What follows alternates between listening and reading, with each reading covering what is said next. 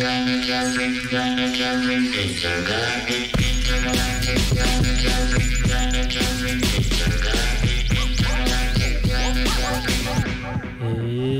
bonjour à toutes et à tous et bienvenue sur les congrès de futurologie, émission de science-fiction présentée par l'équipe de programmation du festival Les Intergalactiques. Aujourd'hui nous sommes le lundi 31 janvier, c'est merveilleux et nous sommes sur Radio Canu 102.2, la plus rebelle des radios. Avec l'inestimable Nicolas Sébastien Landé, mon binôme, mon ami, celui qui me quittera plus jamais. L'expert livre du festival. C'est vrai. Oui, c'est ça. Aujourd'hui, tu vas nous refaire donc exactement tout ce qu'a écrit notre autrice du jour, puisque nous recevons Sylvie Lenné. Bonjour Sylvie. Bonjour Julien, bonjour Nico. Ah, de l'énergie. J'ai l'impression que je suis bas. J'ai l'impression que je suis bas en son. Du coup, j'ai pensé que je touche encore les boutons. Non, c'est que tu as une voix suave. C'est vrai, j'ai ma petite voix. Mais je peux prendre une grosse voix, si vous voulez. Ouais, pas de souci. On vous entend bien. On t'entend très bien en tout cas. Et on ironisait parce que comme je disais à Julien, j'ai rien lu de ce que tu as fait. Oui. Et donc je suis le novice. Non mais justement j'ai des questions innocentes. C'est l'ingénu du jour. Très bien. Je te raconterai tout. C'est ça. Mais c'est mieux de les lire quand même. Ah oui carrément. Je suis le Augustin Trapenard d'aujourd'hui.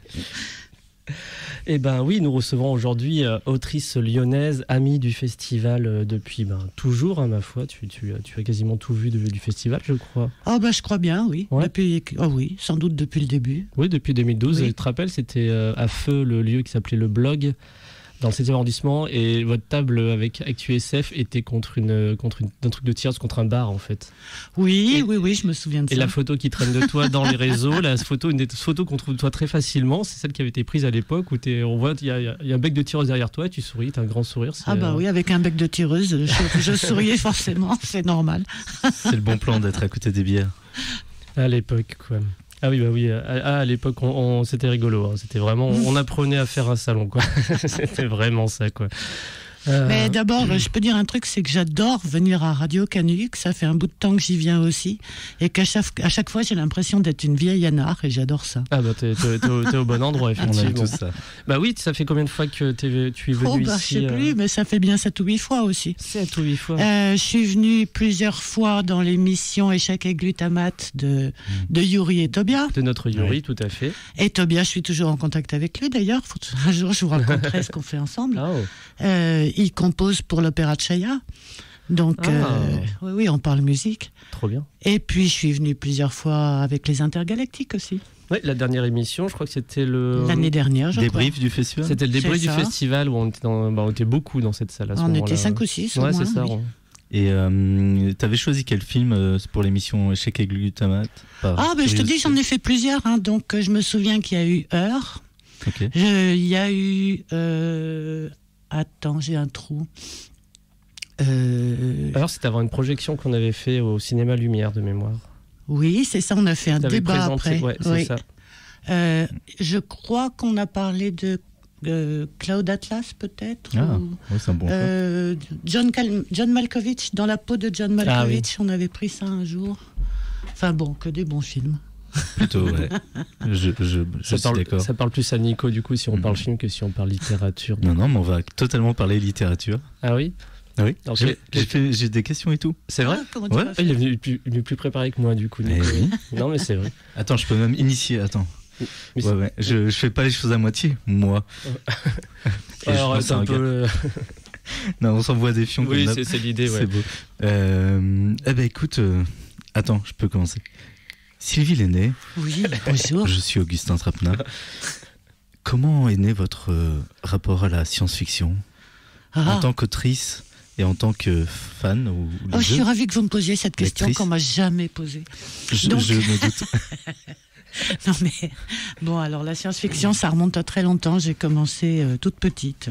J'ai découvert ça quand j'étais gamine. J'ai plongé dedans et j'ai eu la chance de lire tout de suite les grands bouquins, les Ailleurs et Demain, les chefs-d'œuvre. Et donc, je ne l'ai jamais quitté. Et puis, c'est suite à la rencontre du bouquiniste qui est juste à côté, dont on parlait tout à l'heure avec Julien, Marcus, qui s'appelle Marcus Leicht, qui m'a dit un jour, j'ai envie de reprendre un fanzine, qui avait repéré que j'adorais la SF et que je m'y connaissais pas mal. Et il m'a dit, tu veux pas qu'on fasse un fanzine ensemble ? Et donc, je me suis dit, bah oui, c'est sympa. Et puis, j'aime bien faire des trucs que j'ai jamais fait et dont je suis pas sûre que je vais les réussir. Donc, c'était parfait.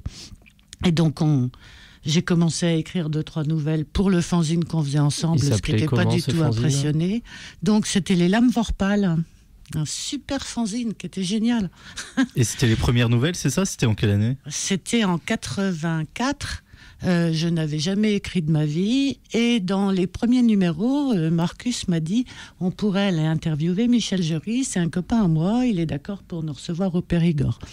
Donc un des copains de Jean-Marc nous a prêté une voiture qui était une super voiture, genre Porsche, je sais plus, qui avait juste un petit problème d'allumage, donc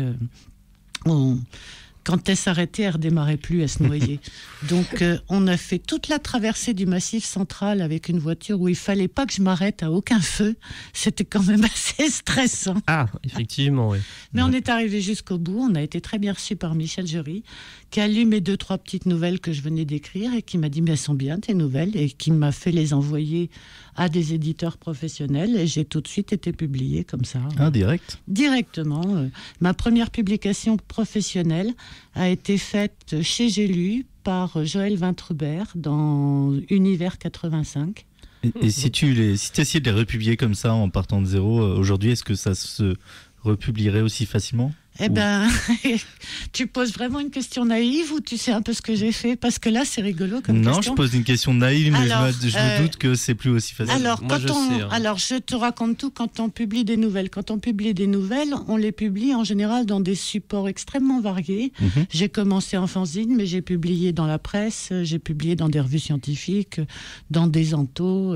Puis un jour, j'ai rencontré un éditeur à Lyon très sympa, qui s'appelle Jérôme Vincent, qui dirigeait une toute petite maison d'édition à l'époque, qui était ActuSF. Et je lui ai dit, tu veux pas publier en recueil des nouvelles qui ont été publiées à droite à gauche ?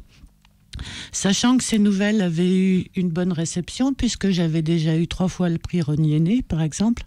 Donc, Jérôme il m'a dit, d'accord, on y va, on publie au moins 3 recueils.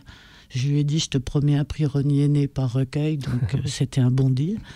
Et ça fait un bout de temps qu'on travaille ensemble. Maintenant, on en est il a publié 5 recueils à moi, dont un qui reprend à peu près tous les autres, et dans lequel, finalement, j'ai republié pratiquement toutes les nouvelles que j'avais publiées au fil de l'eau. Alors, il n'y a pas les plus récentes dedans, mais il y en a beaucoup. Hein. Donc, oui, elles se publient encore. Et juste pour finir avec ça, l'avantage quand on publie des nouvelles, je n'ai jamais fait le compte précis, mais je pense qu'en moyenne, chacune d'entre elles a dû être publiée à peu près 4 fois. Ah, pas mal, ok. Au moins. Est-ce que dans des pays différents aussi ou pas ? Aussi, oui. Ouais. Pas aux États-Unis, parce qu'aux États-Unis, il faut payer de sa poche la traduction avant de se faire sélectionner par un éditeur, et que c'est pas une démarche qui m'intéresse. Par contre, dans des tas de pays d'Europe, j'ai été publiée en Tchécoslovaquie, en Italie, je sais plus. Des fois, j'arrive même pas à comprendre le titre quand je reçois la revue dans laquelle il y a ma traduction. Donc, c'est rigolo. Et tu as parlé du prix Rosny Aîné, Rosny, on dit Rosny, oui. Rosny Aîné. Je l'ai toujours lu, c'est pour ça que je n'ai jamais prononcé. Et en quoi consiste ce prix ? Alors, le prix Rosny Aîné, tout le monde peut voter pour le premier tour. C'est vraiment un prix ouvert au public. Ce qui veut dire que concrètement, il y a, 200, 300 votants pour donner un ordre de grandeur. Et le deuxième tour, par contre, ce sont les participants à la Convention nationale de science-fiction qui votent pendant la convention. Et en plus, ces dernières années, les organisateurs de la Convention de science-fiction offrent à tous les participants le recueil qui réunit toutes les nouvelles qui ont été sélectionnées au premier tour. Donc, ça veut dire que pendant la convention, les gens peuvent voter en les ayant lues, en les ayant toutes lues. Ce qui est un gros avantage qu'ont les nouvelles par rapport aux romans, parce que personne n'arriverait à lire les 5 romans pendant la durée de la convention. C'est clair. À part vraiment des gens très motivés comme Anne Canoville. Est-ce que Anne Canoville, oui, elle est capable de tout. De lire 5... Oui, mais à ce moment-là, elle ne discute pas avec tout le monde. Je dis ça de elle parce qu'elle va... Oui, mais lire 5 romans en 3 jours, ça veut dire ne pas discuter beaucoup avec les gens qui sont là, ce serait quand même dommage. Oui. La Convention nationale de science-fiction, c'est les Utopiales, du coup? Non, ça n'a rien à voir. Ce que je suis en train de dire, c'est... Donc c'est en France. Alors la Convention nationale de science-fiction est un événement qui tourne, c'est-à-dire qu'il n'y a pas un lieu fixe. Qui est organisé, alors il y a une convention, une charte avec un certain nombre de principes à respecter, et c'est surtout une manifestation qui n'est pas ouverte au public. C'est-à-dire qu'on n'y va que sur inscription. En gros, c'est le noyau dur du fandom et les auteurs qui se sentent bien dans ce milieu, et c'est des retrouvailles. Mais c'est des retrouvailles intimes, ça n'a rien à voir avec un événement ouvert au public, que ce soit les intergalactiques, les imaginales, les utopiales, ça n'a rien à voir. Ça, c'est... Donc c'est c'est que plutôt pour les auteurs littéraires? Les auteurs de science-fiction ou des genres de l'imaginaire en général. Et le fandom le fandom le plus impliqué, c'est-à-dire des gens qui tiennent des blogs, qui font des critiques, des traducteurs, des illustrateurs. Enfin, le milieu, c'est pas que des auteurs. Hein. Oui. Du coup, non, je connaissais pas. Tu y es déjà allé? En fait, même mon cher Nicolas Sébastien Landé, tu n'as pas peut-être suivi une des premières réunions, je crois que c'était à l'AG, mais un de nos bénévoles qui participe beaucoup, du nom de Anudar, un très gros proche du festival, donc qui fait partie un peu de l'équipe, enfin qui est périphérique, mais on fait partie, et nous a amené le dossier pour éventuellement l'organiser dans vraiment beaucoup d'années, parce que ça se décide tous les 2 ans, enfin ça prend un temps de ouf. Donc peut-être qu'on fera ça à l'occasion. Alors etc. si vous vous lancez là-dedans, je vous dis tout de suite, je veux bien bosser avec vous. Et l'avantage que ça aurait, c'est que j'ai participé à beaucoup de conventions, donc je connais bien, je veux bien les contraintes et les principes et les fonctionnements trucs à respecter. Voilà, il y a par exemple... Il faut qu'il y ait de la bière, paraît-il. Oui, mais il n'y a pas que ça. Il faut qu'on puisse organiser une vente aux enchères pendant la soirée de gala. Enfin, il y a des événements rituels qui font partie de... Non, c'est des choses à découvrir. Il faut que je bosse là-dessus d'ailleurs. Anudar me l'a rappelé, il faut que je commence à bosser dessus. Mais oui, avec plaisir, Sylvie, carrément. De toute façon, oui, ce serait sympa de faire ça à Lyon. On peut dire ça d'ailleurs par rapport à ton rapport aux intergalactiques. Pour moi, tu as été, je l'ai peut-être jamais dit, donc c'est une déclaration publique et en direct de Radio Canu. Tu as été pour moi un peu la marraine qui m'a un peu pris sous son épaule à des moments. Pour m'expliquer, parce que quand on a lancé les intergalactiques, on savait rien faire. Moi, le monde du livre, j'y connaissais rien, mais je voulais juste le faire. Bon, ça c'est très AWA. C'était super qu'il se passe un truc à Lyon, parce que s'était jamais rien passé à Lyon. Ça a été ultra balbutiant, et je sais que tu as pris beaucoup de temps, notamment sur les premières années, à m'expliquer les trucs, à revenir. J'ai un grand souvenir du prix Barjavel. Oui, c'est ça. Mais un souvenir sympa, hein. Parce que l'ambiance était très très bonne entre nous. C'était une belle édition quand tu avais participé. Oui. Il y avait Adrien Parti. Oui. Ouais. Mais je me souviens, que tu as souvent pris le temps de m'expliquer des choses et de me dire attention, comme ça dans le milieu ça fonctionne comme ça, etc. M'expliquer un peu tout que je ne savais absolument pas. C'est vrai que c'est un milieu qui adore faire des trucs ensemble, mais qui du coup n'est peut-être pas le plus facile. Justement pour ça, c'est qu'il y a des tas d'habitudes, et puis il y a des susceptibilités, et puis il y a des... Il y a des clans aussi. Je ne sais pas si on en parlera, mais moi j'ai des trucs à dire là-dessus. Si tu as des choses à dire, il n'y a pas de souci. Tout de suite.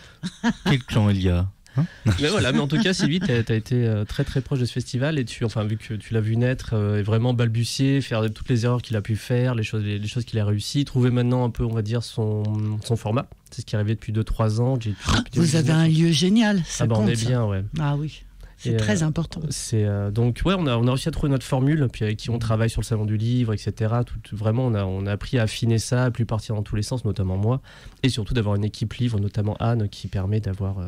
Mais c'est bien de partir dans tous les sens. C'est comme ça qu'on expérimente et qu'on invente. Je suis vraiment content parce que ça aura vraiment permis de trouver notre. Il nous a bien fallu 6-7 ans pour arriver à trouver notre formule, ce qui nous convient, ce qu'on veut faire, ce qu'on veut pas faire.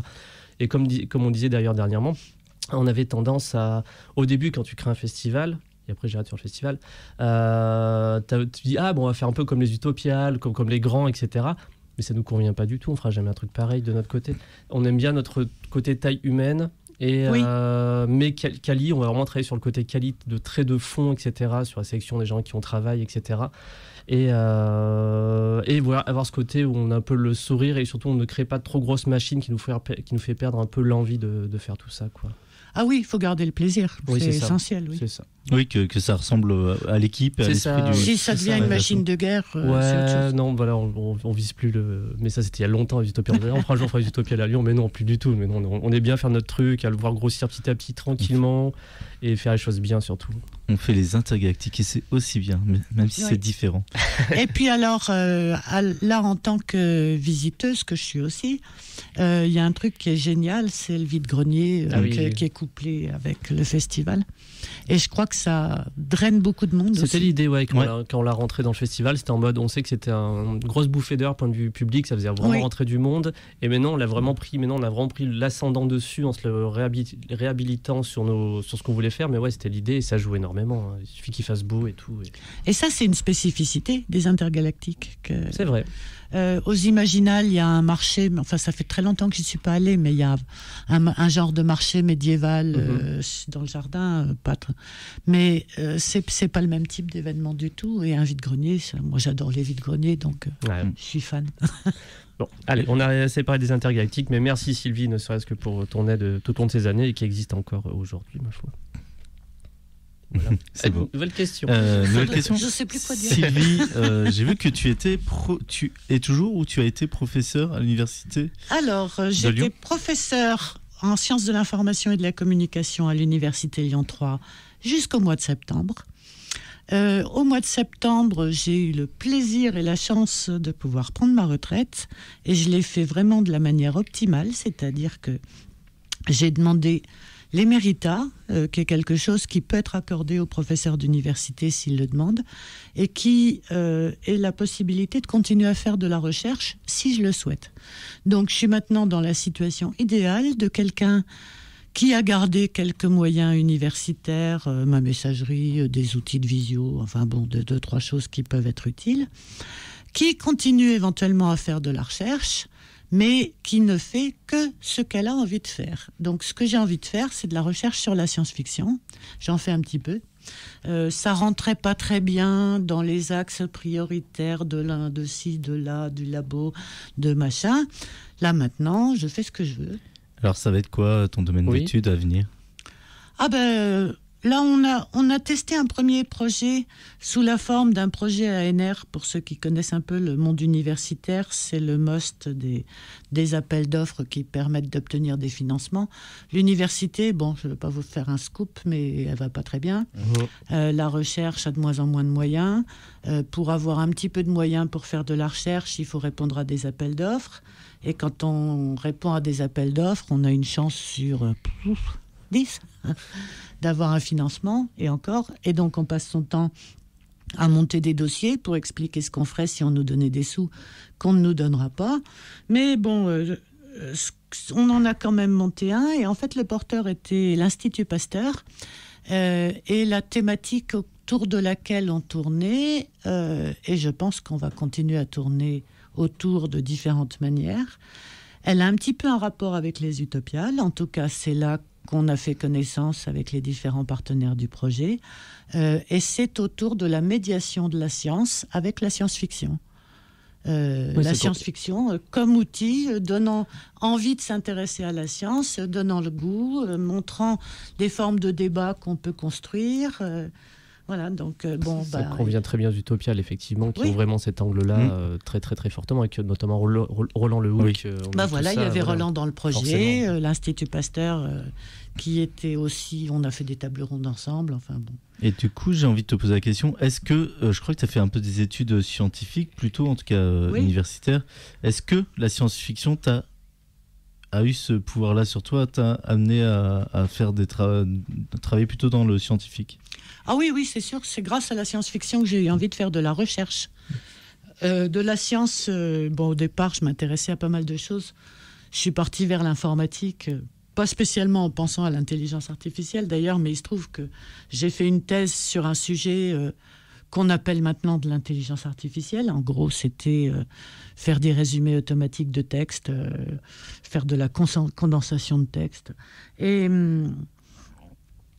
Et ce que j'ai adoré dans la science-fiction, c'est ce que j'ai essayé de retrouver dans la recherche après, c'est le fait de ne pas se contenter de réponses toutes faites, de ne pas choisir toujours ce qui a l'air d'être du bon sens ou du sens commun pour analyser ce qui est en train de se passer. C'est la liberté de pouvoir poser toutes sortes de questions, même décalées, insolentes, surprenantes, pas prendre les choses pour acquises parce qu'un argument d'autorité te dit c'est comme ça qu'il faut penser et c'est comme ça que ça se passe.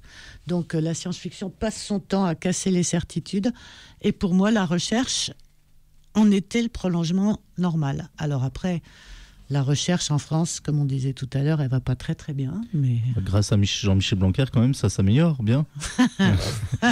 Joker. On peut le remercier d'ailleurs ici au micro. Merci pour tout ce que vous faites. Et votre combat contre l'islamo-gauchisme, ça c'est important pour tout le monde, n'est-ce pas ? Oui, on peut parler wokisme, islamo-gauchisme, petit nazi et gros réac. Voilà, donc on peut parler de guerre des clans, ce sera avec un grand plaisir. On doit obtenir des financements très facilement si on fait ce genre de sujet. Oui. Le combat contre je sais pas. Je suis même pas sûr qu'il y ait de la cohérence dans tout ça, donc. Oui, clairement. Justement, moi qui ai jamais lu, par quel ouvrage je devrais commencer s'il fallait que je m'y plonge? Si tu es courageux, tu prends directement le recueil Fidèle à ton pas balancé, dans lequel il y a, 26 nouvelles, je crois. Et puis voilà. Et puis là-dedans, dans les 26, je serais bien étonnée qu'il n'y en ait pas 3 ou 4 qui te plaisent. Je ne sais pas lesquels. Parce qu'un des retours que j'ai sur ce recueil, justement, il y a toujours des textes qui plaisent et d'autres qui plaisent moins, mais c'est jamais les mêmes. Donc, il y a tes premières nouvelles dedans ? Oui. Est-ce que, presque du coup, toutes. si tu les relis aujourd'hui, est-ce que tu as du mal avec ce que tu écrivais à l'époque? Pas du tout. Non, ou voilà, au contraire. Je me relis sans problème parce que je comprends intimement ce dont essaie de parler l'auteur quand je relis mes vieux textes. Il me parle. Je ne sais pas si tu as déjà fait ça, mais moi, si je relis quelque chose que j'ai écrit depuis longtemps, j'ai l'impression que c'est vraiment une autre personne et bref, oui, j'ai un côté c'est une autre personne, mais c'est une personne que je comprends, comprends bien, et je vois bien où elle veut en venir. Et des fois, je me rappelle plus trop ce que je voulais raconter quand j'ai fait le texte. Peut-être qu'il me dit pas exactement la même chose que ce que j'ai pensé écrire en le faisant, mais ça me parle. Donc oui, je me relis sans difficulté. Toi, tu as une nouvelle, Julien, préférée de moi, Sylvie? J'ai surtout lu, alors je les ai là du coup, le Miroir de Perluette, mais il y a longtemps. C'était le premier, ça. Ouais, c'était le premier recueil. Et l'Opéra de Chaya, bien entendu, que j'ai beaucoup aimé, avec notamment sa première nouvelle. Un space opéra. Space opéra. Et donc, c'est pour ça notamment qu'on n'a pas manqué de t'inviter à l'édition 2021, puisqu'il est beaucoup question d'altérité au sein de tes récits. Oui. Et moi, je me souviens qu'une de celles qui m'a le plus marqué, qui me reste le plus en tête, c'est celle avec le sable. Un amour de sable, qui est dans le même recueil. C'est ça, dans l'Opéra de Chaya, qui est très très bien, et qui justement sur la forme de l'altérité, en 2 mots, sans trop spoiler, il s'agit une équipe humaine qui explore un certain nombre de planètes et qui essaie de rencontrer, de voir quelles sont les ressources de la planète. Et ne va pas en trouver sur celle-ci. Enfin, on trouve des gros tas de sable. Et l'équipe humaine ne sera absolument pas consciente du fait qu'elle est en présence d'une autre forme d'intelligence qui est radicalement différente. Mais on a aussi la même histoire vue du point de vue de Sable, qui lui est conscient qu'il se passe quelque chose, qui ne l'interprète peut-être pas tout à fait d'une manière qui nous semblerait satisfaisante, mais on a les points de vue des humains et le point de vue de Sable, et qui ont des manières très différentes de vivre une rencontre qui n'a plus ou moins lieu. Mais c'est intéressant. Ça va comme résumé, oui, ça spoil pas trop, etc. Non, elle est vraiment, elle m'avait marqué celle-là dans l'opéra de Chaïa. Et puis la première, l'opéra de Chaïa, donc celle qui est du même nom, qui est extrêmement réussie, un peu choc, même bien choc. J'ai des copains qui veulent plus promener pieds nus sur la plage. Oui, elle fonctionne très très bien, mais c'est un amour de sable. Oui. Un amour de sable, je l'ai vraiment vraiment beaucoup aimé. C'est ma préférée.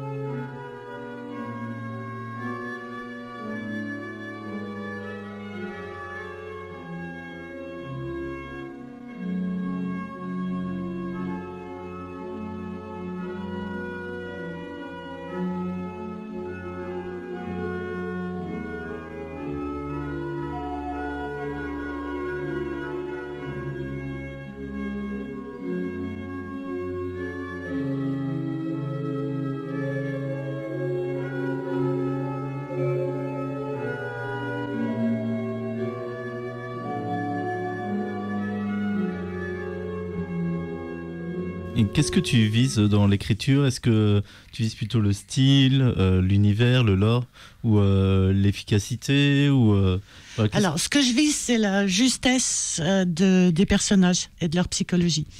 La thématique qui, pour moi, est la plus importante, ça rejoint un truc dont on parlait tout à l'heure, c'est le fait que je ne crois pas qu'il y ait, dans l'absolu, des choses qui soient bien et des choses qui soient pas bien. Je crois que tous les jugements qu'on forme, ils sont situés dans une époque, dans un contexte, dans une position qu'on a, et que dès qu'on décale quelque chose, et je joue beaucoup à ça dans mes textes, décaler la biologie, décaler la société, décaler les règles du jeu. Et à chaque fois, j'ai des individus à qui je demande de juger la situation qu'ils sont en train de vivre et de faire des choix. Et ces choix peuvent apparaître comme surprenants aux lecteurs que nous sommes en 2022, à Lyon ou ailleurs. Et si on veut réussir cet exercice-là, il faut vraiment être juste du point de vue de la psychologie. Alors après, tu parlais d'efficacité. Quand on écrit des nouvelles, il faut être efficace. Moi, j'écris des nouvelles parce que j'ai du mal avec les longueurs. Il n'y a pas beaucoup de romans très longs que j'arrive à lire. Enfin, si, un roman très long, ce qui me passionne, j'y arrive. Mais il n'y a pas beaucoup de cycles de 15 ou 20 volumes que j'arrive à lire. Je sais pas, on parle beaucoup de Dune en ce moment. Moi, après le Messie, les enfants de Dune, ça va encore. Ouais. Et puis après, je craque. L'empereur, il faut s'accrocher sur l'empereur. L'Assassin Royal de Robin Hobb, j'adore le premier, j'aime bien le deuxième. Je commence à m'embêter dans le troisième, mais je m'arrête au quatrième. Fondation, j'ai adoré. Fondation et Empire, seconde Fondation. Ça a commencé à me tomber des mains à Fondation foudroyée. Oui, on passe complètement sur autre chose à partir de là. Les trois premiers sont un peu des nouvelles, qui sont un peu répertoriées. Alors, je les ai lus il y a longtemps, les Fondations. Je n'ai pas essayé de les relire. Je ne sais pas si ça marcherait encore. Fondation foudroyée, on passe plutôt sur un roman d'un coup qui vraiment s'arrête un peu dans le temps, qui est une espèce d'aventure, d'un équipage, etc. Et on perd un peu ce côté Sense of Wonder, je trouve, des trois premiers. Moi, ce que j'adorais, c'était par exemple la psychohistoire de Harry Seldon, le concept. Je trouve ça génialissime. Je ne sais pas si j'arriverai encore à le relire parce que la manière dont il traite des femmes, l'absence de femmes, c'est gênant quand même. C'est ce que la série, qui est un peu nulle, elle a essayé de rectifier ça, effectivement. Oui, je ne l'ai pas vu, mais c'est ce que... C'est la science-fiction à papa, de toute façon. Oui, alors il y avait des super idées, mais d'Asimov, je préfère les robots. Il y avait des idées géniales. Enfin, moi, de manière générale, je suis une grande fan de nouvelles et de novellas. C'est qui le plus grand auteur de nouvelles pour toi ? Greg Egan. Greg Egan. Ah ouais. J'ai lu de quoi, lui, dernièrement ? Il a sorti dernièrement, un truc, je sais pas, mais il a lumière. Il n'y a pas un truc qui est sorti dans Une heure lumière. Oui. Puis sinon, tu peux te replonger dans ces 3 recueils au Bélial, axiomatiques, c'est ça. Et les autres.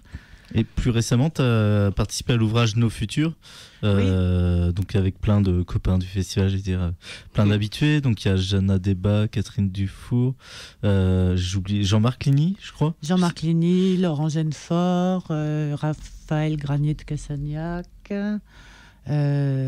Chloé Chevalier, qui j'oublie. Et c'était quoi le but de ce recueil? Alors, c'est encore quelque chose qui est né aux Utopiales, puisque le principe était, autour de la thématique du réchauffement climatique, de décliner un certain nombre de sous-thèmes sur lesquels travailler en tandem un ou des scientifiques et un auteur. Donc, on a sélectionné, enfin, les organisateurs du projet ont sélectionné une dizaine de thématiques qui étaient des points d'entrée sur la question du réchauffement climatique, plus ou moins inattendus d'ailleurs. L'enfouissement du carbone, les coûts, la pollution liée au transport, enfin bon, des tas de questions très diverses, l'eau potable. Et sur chacun des thèmes, il y a eu un article scientifique et une nouvelle. Alors du coup, Alors moi, j'ai traité de la question du féminisme dans le réchauffement climatique. Donc, je ne sais pas si vous allez tout de suite imaginer comment on peut relier les deux. Je ne crois pas que ce soit évident, pas autant que d'autres, en tout cas, comme bien sûr. Mais en fait, si, c'est très, très pertinent d'en parler. J'ai travaillé avec une association féministe qui s'appelle le WECF, qui, globalement, valorise toutes les actions qui donne de la visibilité, qui essaie de redonner un petit peu de pouvoir aux femmes qui en sont souvent dépossédées, et qui fait du lobbying auprès du politique pour donner de la visibilité à ces projets, parce que les femmes sont en prise directe avec leur environnement, elles ont sous leur responsabilité domestique et quotidienne un tas de choses significatives, et qu'elles sont très, très mal représentées souvent dans les lieux de pouvoir et de décision. Donc, c'est un vrai chantier qui en vaut la peine. Donc, c'était l'association qui faisait l'article, du coup? Oui, c'est elles qui ont écrit l'article, et moi, j'ai écrit une nouvelle qui met en scène une société dans laquelle... je ne vais pas tout raconter. Comment faire pour ne pas spoiler? Une société dans laquelle, au lieu d'opposer hommes et femmes, ce qui amène souvent à déposséder les femmes d'un certain nombre de pouvoirs de décision, on va opposer procréants et non procréants, qu'ils soient hommes ou femmes, peu importe. Chacun se définit comme souhaitant procréer ou ne le souhaitant pas. Et ceux qui subiront le moins de contraintes sociétales, ce sera les non procréants, ce qui est une manière aussi de les encourager, et ce qui, à terme, peut être une manière de réfléchir à la surpopulation. Je vois bien. Enfin, j'étais en train d'y penser, donc effectivement, oui. Alors, Nos Futurs, dans mon actualité, justement, c'est un des points dont je voulais dire un mot, parce que il a bien marché en version grand format, et la semaine dernière, il est ressorti en format poche chez Helios. Donc en format poche, une dizaine de nouvelles, c'est ça? 10 nouvelles plus 10 articles. Et il y a les articles couplés. Ah, c'est bien. Oui, c'est ça qui fait tout l'intérêt. Super. À chaque fois, il y a l'article et la nouvelle. Ouais, qui se répondent. Super. Ok. Et donc Helios, c'est la collection de poches des indés de l'imaginaire, et le grand format se trouve chez ActuSF, toujours. C'est ça. Pour préciser. D'accord. Bon, et j'ai vu que tu as travaillé sur des romans graphiques aussi, donc sur de la BD. Alors non, c'est pas de la BD. Ah, c'est pas de la BD. Non, alors ça, c'est quelque chose que j'ai fait avec une petite maison d'édition qui s'appelle Organique Édition, dans laquelle le principe est d'avoir une première phase avec un graphiste ou un peintre ou un illustrateur, mais quelqu'un qui crée des œuvres. Et donc, les porteurs du projet réunissent avec lui une collection assez homogène de 30 ou 40 œuvres, et mettent ça entre les mains d'un auteur en lui demandant d'écrire une histoire dans l'univers graphique qu'on lui soumet. Donc librement inspiré de l'univers essayer graphique. De relier un peu les choses entre elles, etc. C'est ça. Ok. Ça a été intéressant comme manière d'aborder l'écriture, j'imagine. C'est très intéressant de sortir de sa zone de confort, de manière générale. Moi, j'adore ça. J'aime bien les défis surprenants. J'aime bien faire des trucs que j'ai jamais fait. J'adore faire des trucs dont je suis pas sûre d'y arriver. Donc oui, c'était extrêmement stimulant de se retrouver dans l'univers de quelqu'un d'autre et qui n'est pas un univers de mots en plus. Moi, je suis pas du tout une artiste. Je suis incapable de peindre ou de dessiner. Je ne sais pas bien lire une BD. Tu parlais de BD. Moi, on me met en face d'une BD. Pour moi, c'est un objet que j'ai jamais appris à gérer. Je ne sais pas s'il faut commencer par regarder les images ou le texte. Je suis toute paumée devant. Je suis pas. Il y a quelques peintres que j'aime, mais je suis pas très visuelle. Ouais, je suis pas une visuelle du tout. Oui, travailler dans un univers visuel, c'est une expérience hyper intéressante. Puis si un jour on me propose de me donner, je sais pas, un univers musical et d'écrire dedans, je trouverais ça génial aussi. Et d'une certaine manière, par rapport au thème dont tu parlais, aussi le visuel, et notamment au cinéma, on est très limité. Par exemple, si on fallait adapter ta nouvelle sur le sable, notamment, ça serait très vite pauvre, je pense. Et j'ai l'impression qu'il y a quand même que la liberté, elle est toujours beaucoup plus grande à l'écrit. Quand bien même on pourrait essayer d'être inventif, etc. Dans les visuels, j'ai toujours l'impression que là, on peut être le plus libre et le plus expérimental, c'est dans l'écriture. Oui, je pense, mais en tout cas, ce qui est sûr, c'est que financièrement, c'est là qu'on est le plus libre. Je crois que ce qui coince au cinéma, c'est effectivement les moyens dont on a besoin. Il faut un producteur, il faut un certain budget. Ce serait bien qu'on ait un budget pour écrire, mais on y arrive en ne touchant un avaloir qu'une fois qu'on a fini. Donc, un budget de film, hein, un petit 500 millions. Oui, c'est pas très comparable. Oui. Il faudrait faire des résidences d'écriture qui sont payées par l'État et qui accueillent un nombre d'auteurs. Oui, il y en a quelques-unes. Oui, Mais... Comme ça, là, je me demande si Frank Herbert a touché autant d'argent que le budget du film 1 Dune. Non, je pense pas qu'il ait touché autant d'argent, mais je pense que ça devait plutôt aller bien pour lui. Oui, je pense pas qu'il soit dans le besoin, oui. Oui, non, mais c'était dans le paradoxe entre effectivement ce que touche l'auteur. Mais je trouve ça très touchant parce que visiblement Denis Villeneuve avait envie de faire ça depuis qu'il était gamin. Et en plus, je pense qu'il a vraiment compris et été touché par ce film. Tu l'as vu et apprécié du coup ? Je l'ai vu, je l'ai apprécié au sens où j'ai retrouvé dans ce film les émotions que j'avais eues quand j'avais lu le bouquin pour la première fois. Je devais avoir 15 ans quand je l'ai lu pour la première fois. Et je me suis retrouvée dans la même émotion. Donc, oui, c'était un grand bonheur pour moi. Et puis en plus, Denis Villeneuve, Premier Contact, pour moi, c'est un film absolument merveilleux. Oui, c'est un type génial. Hein. Ouais. Et là, ça ne m'étonne pas que ça te parle, d'autant plus dans tes thématiques, de ce que tu en disais, la psychologie des personnages. Ça rejoint mes thématiques de recherche, Premier Contact, sur le langage. Sur le... Et pour le coup, lui, il est très, très inventif et très...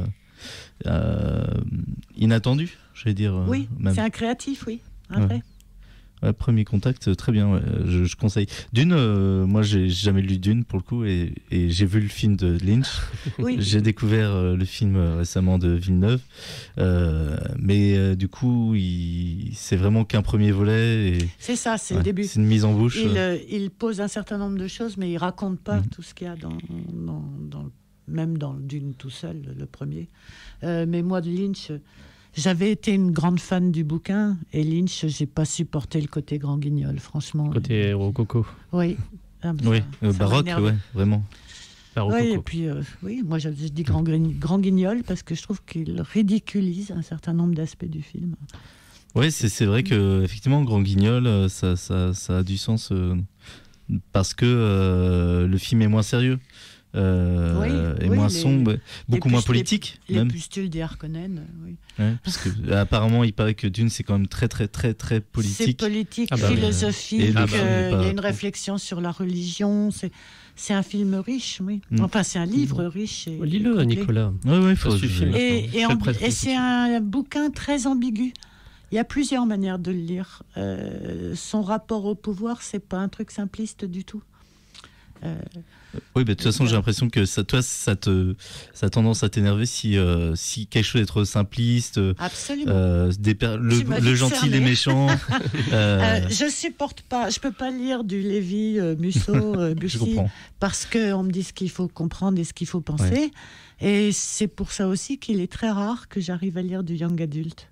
Parce que c'est un peu le principe de l'exercice d'écrire du young adult, c'est d'être clair, qu'il n'y ait pas trop d'implicite. Et dommage, et moi, j'aime qu'il y ait de l'implicite. Ouais, j'aime construire mon interprétation. J'aime les défis que ça pose. D'accord. Mon auteur préféré hors SF, c'est Salinger. Ah oui, j'aime beaucoup. Bah oui. Salinger qui montre énormément de choses et qui n'explique absolument rien. Pour moi, c'est le top du top. Ouais, moi, j'ai lu grâce à Indochine quand j'étais adolescent. Parce qu'ils ont fait une chanson Tiens des fleurs pour Salinger. Et donc, j'avais lu je me rappelais plus de ça. L'Arrache. L'Arrache-cœur, oui. Ouais. Tiens, il y a une nouvelle traduction qui est sortie, si tu as envie de le relire. Et je te conseille son recueil de nouvelles Un jour rêvé pour le poisson banane, qui est une pure merveille. Il a fait un autre roman de mémoire. Franny et Zoé. Ouais, merci. Oui, Mon oncle Seymour. T'as tout lu du coup. C'est vite fait. Hein. Malheureusement, il n'en a pas écrit beaucoup. Ouais. Oui, puisqu'il est devenu asocial. Il s'est enfermé dans un monastère. Oui. Alors, en tout cas, il s'est coupé du monde et personne ne l'a plus vu ou presque. Et il est mort très récemment. Oui. Ouais. Oui, mais ça faisait 25 ans que personne ne l'avait vu ou presque. Super intéressant auteur. Et je crois qu'il y a eu alors j'ai pas vu ça, mais un film un peu hollywoodien qui a été fait récemment sur lui. Et ouais. Ah, je l'ai pas vu. Si, je l'ai vu. L'histoire d'une fille qui est censée aller travailler chez lui et avec lui. Donc en fait, c'est pas lui est un personnage qui est pas vraiment présent dans l'histoire. C'est un fantasme autour de lui, une envie de le rencontrer, et une fille qui d'ailleurs au départ ne le connaissait pas et trouvait qu'on parlait beaucoup trop de lui, qu'on lui accordait trop d'importance, et qu'il découvre à travers ce projet. Enfin, il est curieux ce film, il est pas mal. Est-ce qu'on accorde trop d'importance aux auteurs, à la personne? Je sais pas. Moi, personne m'a jamais spécialement accordé d'importance en tant qu'auteur, donc non, je sais pas. Je sais pas. Parle-moi de quelqu'un en particulier. Ah non, je pense à personne. Je pensais en général même sur les réalisateurs, etc., sur les auteurs. On est sur les questions générales. Mais on peut revenir un peu sur Sylvie, du coup. Quels sont tes projets là à venir dans maintenant les années à venir? Alors, je vais continuer à écrire des nouvelles. Je peux vous dire un petit mot sur mon actualité. On a parlé de nos futurs, mais j'ai une autre nouvelle, cette fois-ci inédite, qui sort cette semaine, dans la revue qui s'appelle Futura, qui est en fait une revue que vous connaissez sûrement mieux pour sa forme numérique, qui publie beaucoup, Futura Science. Et pour fêter leurs 20 ans, ils ont décidé de faire un super dossier papier en 2022. Et ce sera un bel objet que je n'ai pas encore reçu, il y a eu des soucis avec la poste, mais dans laquelle ils m'ont proposé d'écrire une nouvelle sur les thérapies géniques. Donc, c'est quoi les thérapies géniques? Les thérapies géniques, c'est le fait de soigner les maladies génétiques avec un certain nombre de choses, genre modification de l'ARN. Je trouve que ça rejoint des problématiques très très contemporaines. À partir des cellules souches, non, c'est ça? Éventuellement, ou à partir de certains virus. Enfin, du coup, il a fallu que je m'informe sur un sujet scientifique auquel je connaissais pas grand-chose, qui est pas un des plus faciles. Ouais, ça n'a pas l'air. Mais bon, donc j'ai écrit une nouvelle là-dessus, que j'étais très contente d'écrire. Et Futura Science qu'on trouvera donc en kiosque? Qu'on doit trouver en kiosque à partir de cette semaine, en gros. Ok. J'irai le chercher. J'ai hâte de le voir, franchement. J'espérais pouvoir l'amener aujourd'hui. Le livreur est passé chez moi vendredi matin à 6h30 et je n'ai pas ouvert ma porte à 6h30. Donc il va repasser dans la semaine. Et puis, bon, j'ai un autre projet de réédition. Alors, je disais, mes nouvelles sont souvent rééditées. Il y en a une que j'avais écrite pour la revue, pour une revue qui s'appelle Solidarum, qui est en lien avec Uzbek Erika,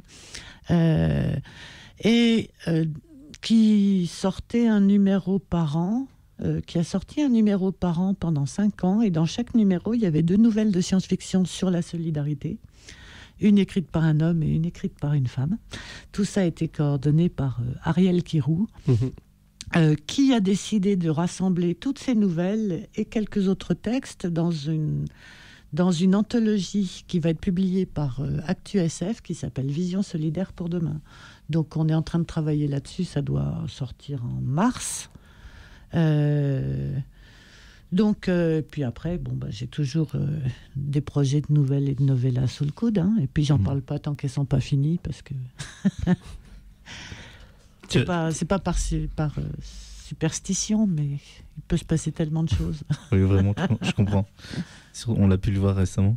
Tu as déjà participé à des ateliers d'écriture avec des gens? Est-ce que c'est quelque chose que tu aimes bien faire ou pas spécifiquement? Alors, j'en ai organisé du temps où je travaillais à l'Université Lyon 1. C'est pas moi qui l'ai donné, mais j'ai fait venir une intervenante. Et du coup, je travaillais avec le service culturel de l'université, donc c'est dans ce cadre-là. Et du coup, j'y ai participé. J'ai trouvé ça très rigolo. C'était quelqu'un qui s'intéressait pas du tout à la science-fiction, mais qui nous faisait écrire soit à la manière d'un auteur, soit reprendre une thématique et l'exprimer sous forme d'un dialogue. Des tas de petits défis. Donc j'ai trouvé ça très rigolo. J'en ai suivi quelques-uns. Et t'en as jamais fait? J'en ai donné un petit peu, mais pas d'une manière continue. C'est-à-dire qu'il m'est arrivé, par exemple, un jour, il y a eu une rencontre CNRS Jeunes, dans laquelle on m'a proposé d'animer un atelier sur comment élaborer un scénario en vue d'écrire une nouvelle.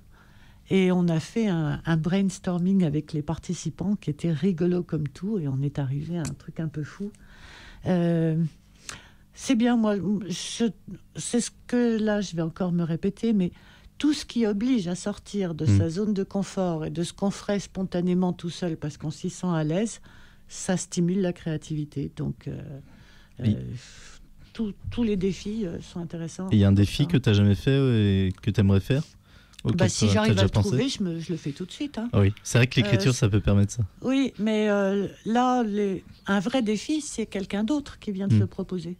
S'il vient de toi-même, c'est pas un vrai défi. C'est juste des expérimentations. Voilà, c'est qu'a priori, tu te sens de le faire.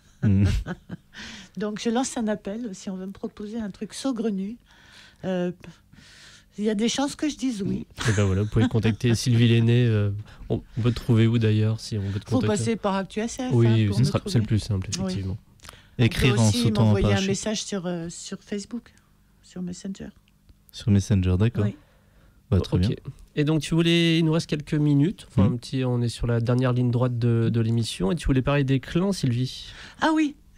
Oui, alors du coup, je n'ai pas parlé du prix Verlanger. Mais on peut faire 2 minutes dessus. Non, mais on peut. Oui, alors 2 minutes très vite. Ça, c'est un des trucs que je fais depuis... C'est la 5e année que j'adore. Je participe au prix Verlanger. Et alors, du coup, maintenant, je lis beaucoup. Et puis, je lis surtout l'actualité. Parce qu'avant, je lisais n'importe quand, à mon rythme.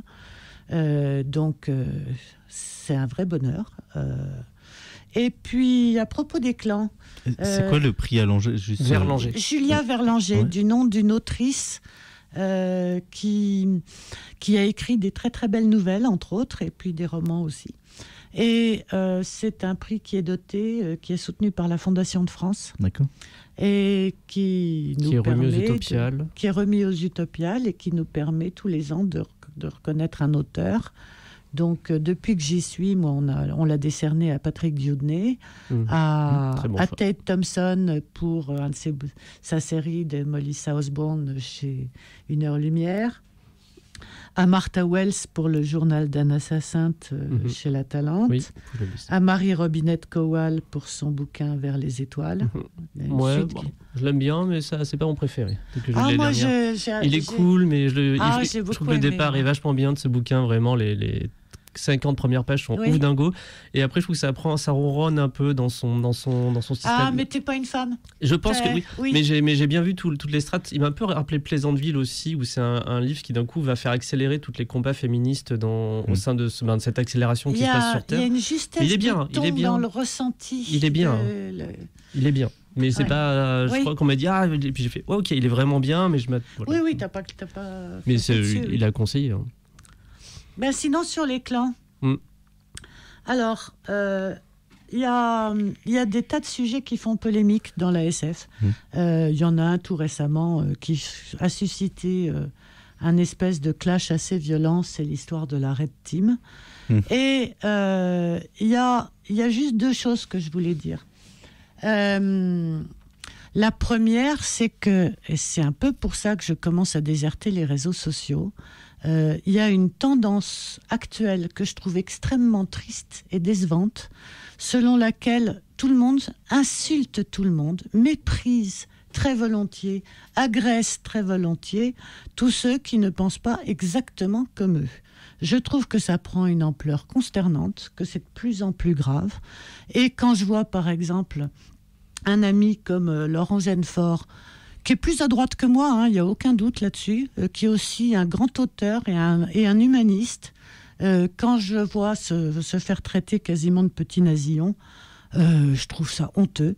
Et de la même manière, je vois des insultes passer dans tous les sens et de tous les côtés. Et donc, moi, je ne suis pas quelqu'un de très tribal. Je fonctionne assez peu en collectif parce que j'ai une autonomie...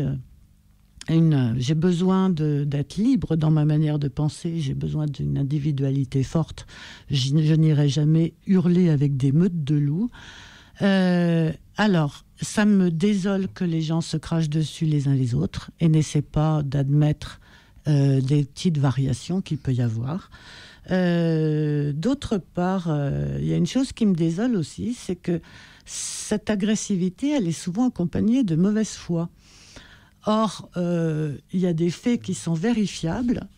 Aller accuser de faits inexacts celui qu'on veut discréditer, c'est quelque chose qui me contrarie violemment. Vous n'avez peut-être pas envie que je rentre dans le détail ici. J'ai été un peu consternée en écoutant Volute récemment. Alors après, je veux bien qu'on me fasse tous les procès qu'on veut, on peut m'insulter. Je me suis déjà fait traiter de pas assez à gauche. Moi qui vote, aux dernières élections, j'ai voté France Insoumise.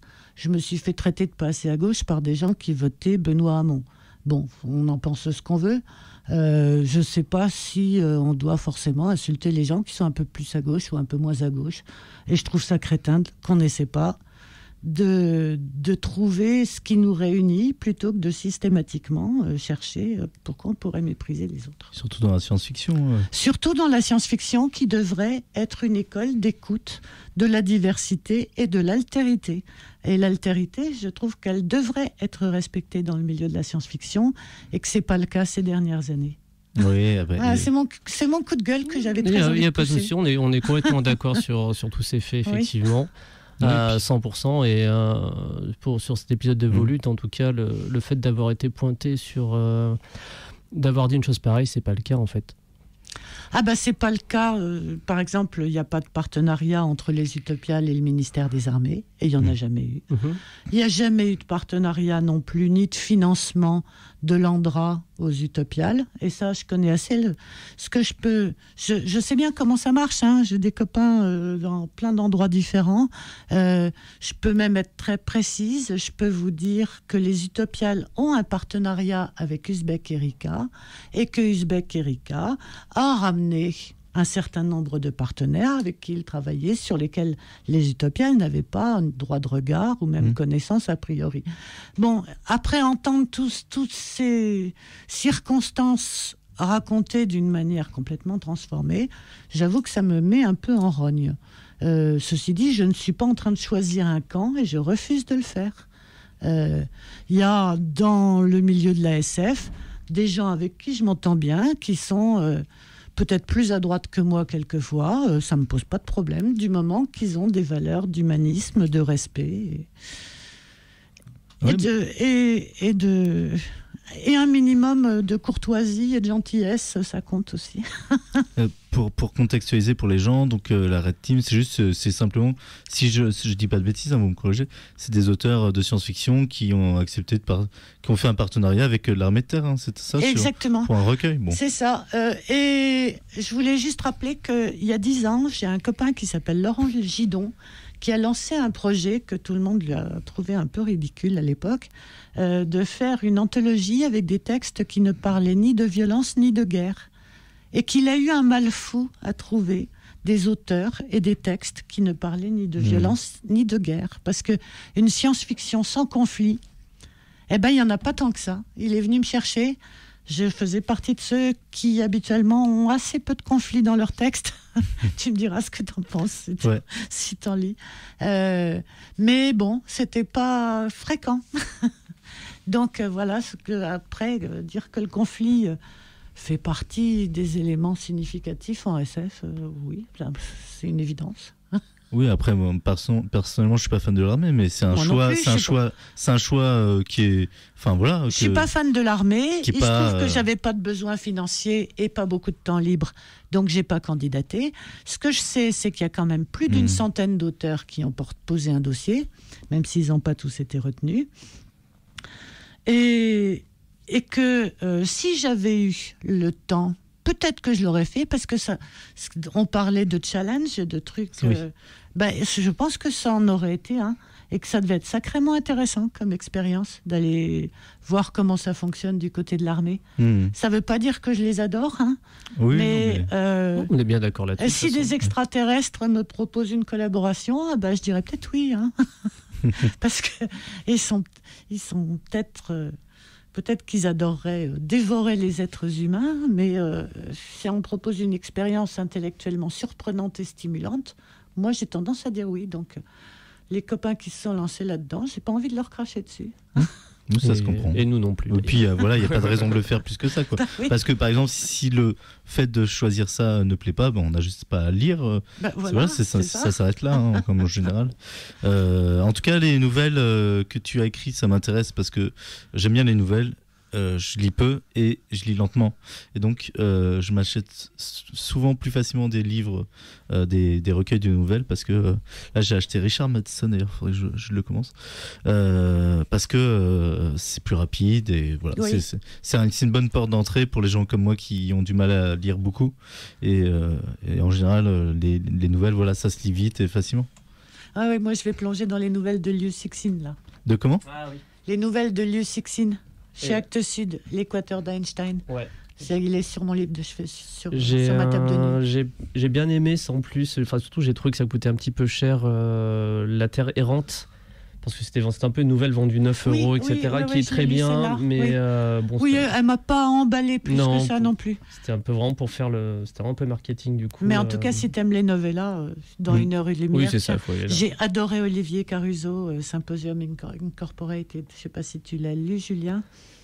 Non, je me rappelle plus. Non, je l'ai pas lu. Ah, il est très très bien. Donc ça fait pas mal de choses de conseils lecture.